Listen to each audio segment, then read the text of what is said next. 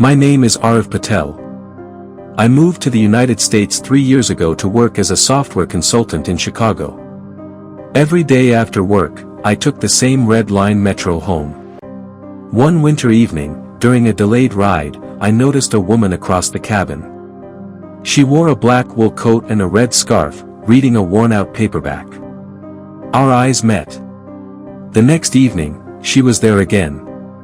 And again the next day. Eventually, she smiled.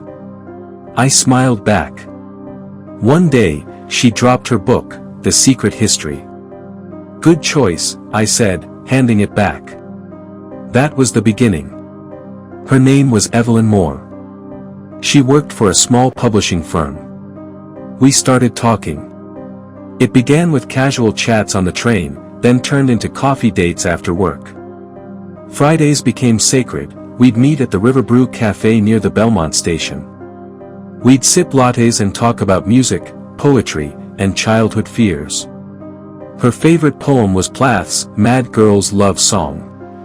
She was charming but mysterious. She avoided personal questions.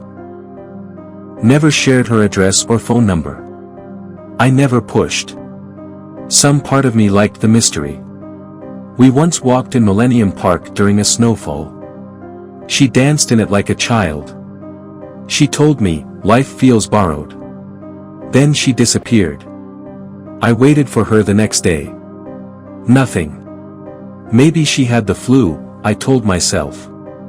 I even brought an extra coffee to the station, hoping she'd show up. She didn't. Days turned to weeks.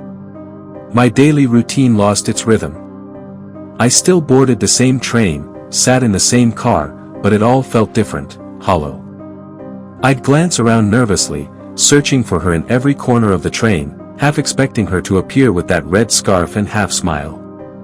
I started showing up early at the station, pacing. I checked every compartment, even rode a few extra stops. I asked fellow commuters if they'd seen a girl matching her description. Some shook their heads. Others avoided eye contact. I skipped meals, missed work deadlines. My co-workers noticed the change. I started carrying the book she dropped that first day, as if it could somehow bring her back. Every time the train pulled in, I felt a flicker of hope, and then the same crushing disappointment. The worst part? The city didn't care. People flowed through platforms like water, faces blurring into one another. But for me, each day without her was a void that deepened. I knew I had to find her. I just didn't know how. One Monday, she didn't board. I thought she was late. Then another day passed. Then a week. I returned to the cafe. The barista gave me a confused look. "You always came alone," she said. Ordered 2 drinks, sat quietly.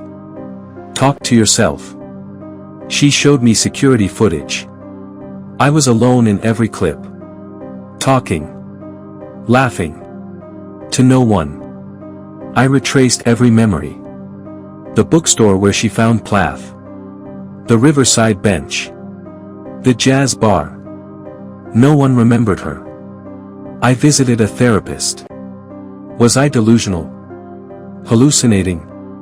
Time passed. I stopped looking.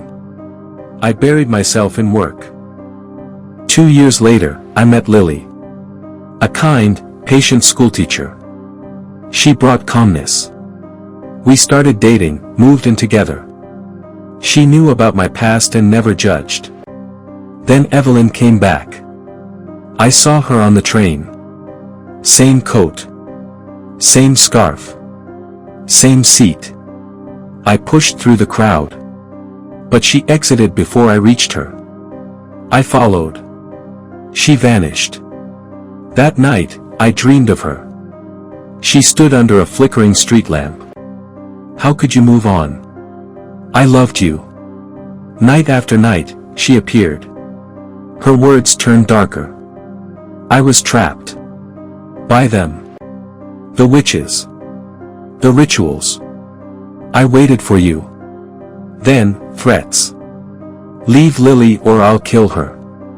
The next day, Lily tripped and fractured her wrist. A week later, a car narrowly missed her. Gas leaks. Electrical short circuits. Then bruises appeared on her arms. I told Lily. She didn't call me crazy. She said, let's find out who she was. We dug into city records. Missing women. Suicide cases. One stood out. Evelyn Maureen White. Age 25. Died by suicide 5 years ago. She had a troubled past. She was deeply in love with her college friend, Jacob. He loved someone else. When Evelyn found out, her behavior changed drastically. What began as quiet jealousy turned to obsession. She stalked the couple, sent anonymous threats, and once even tried to push Jacob's girlfriend onto train tracks during a campus event. The girl escaped, but Jacob was horrified. He broke all contact immediately. Isolated and heartbroken, Evelyn withdrew further into herself. Soon after, she developed feelings for her literature professor, a charismatic, married man named Dr. Langston. At first, he appeared sympathetic. He praised her writing, invited her to private readings. But when Evelyn misinterpreted his attention and confessed her feelings, he turned on her. In front of colleagues, he mocked her in veiled terms during a lecture on tragic obsession. A week later, during a faculty dinner, his wife unexpectedly arrived. Evelyn, not knowing he was married, approached him. In front of everyone, he pretended not to recognize her. When his wife confronted him, he blamed Evelyn entirely. She's obsessed with me. She follows me. I've tried to be kind, but she needs help, he declared, casting her as the unstable stalker. The room fell into uncomfortable silence. His colleagues nodded awkwardly, too spineless to question him. Evelyn was escorted out by security. The humiliation was sharp and public, a scar that would never heal. Her peers whispered. Faculty avoided her. Even her family grew distant, exhausted by what they saw as self-inflicted drama. Alone and desperate, Evelyn began frequenting online forums about grief, love spells, and spiritual cleansing. That was where she discovered the Passage group. They promised healing through rituals that blurred the lines between psychology and the occult. At first, they welcomed her warmly, offering a sense of belonging. But their methods were dark. She was subjected to isolation, emotional manipulation, and intense rituals that claimed to purge heartbreak. She believed them. She thought it was working. Until the day she vanished. A week later, she jumped in front of a train. No note. No farewell. Just silence. She joined a group called The Passage. They promised spiritual healing through rituals. The group vanished after her death. She jumped in front of a train. No note. No explanation. We found her mother. Frail, living in assisted care. She cried when we mentioned Evelyn. She just wanted to be loved. She never came back after those rituals. We reached out to a paranormal expert, Dr. Celeste Rowe. She suggested a mirror ritual. We returned to the platform where Evelyn died, carrying an uneasy silence between us. The station, usually a blur of movement and noise, now felt like a tomb. It was past midnight. No trains. No voices. Just echoes of metal and silence. Dr. Rowe instructed us carefully.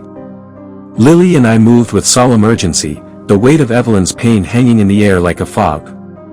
We unpacked the items, black candles, rose oil, ash, sage, and the obsidian mirror. Even the objects seemed reluctant to leave the bag. We set the candles in a perfect circle, the orange glow throwing long shadows that trembled as if alive. The obsidian mirror was placed directly opposite the tracks, on the exact spot where Evelyn had taken her final step. Its surface was too black, like it could swallow light. The scent of sage stung our noses. The salt spiral glinted faintly under the dim ceiling lights. Everything felt symbolic. Everything felt sacred. Dr. Rowe began to chant. Her voice was low and hypnotic. The language, Latin and something older, crawled along the walls. The temperature dropped. Not the cold of winter, but something unnatural. Ancient. Our breaths became visible, clouding before us in shallow bursts. The candles flickered, not from breeze, but from presence. The mirror shimmered, warping the station's image behind us.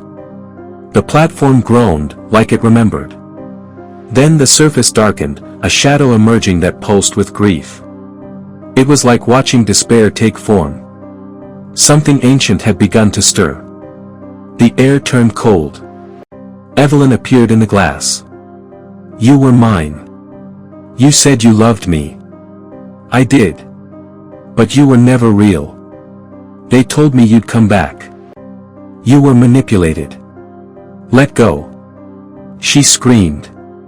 The glass cracked. But Lily stepped forward. You suffered. But hurting me won't bring you peace.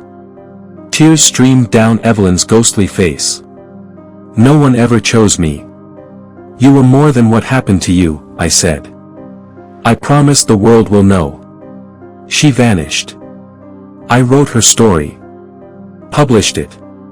The girl I loved who never lived. It went viral. Comments flooded in. People shared their own encounters, their own ghosts. Online forums and message boards picked up the story. Paranormal groups dissected it. Skeptics debated its truth. But through it all, one thing became clear: Evelyn's pain had finally been seen. Her mother called. She was in tears. You gave her peace, she said. You gave her the voice I couldn't.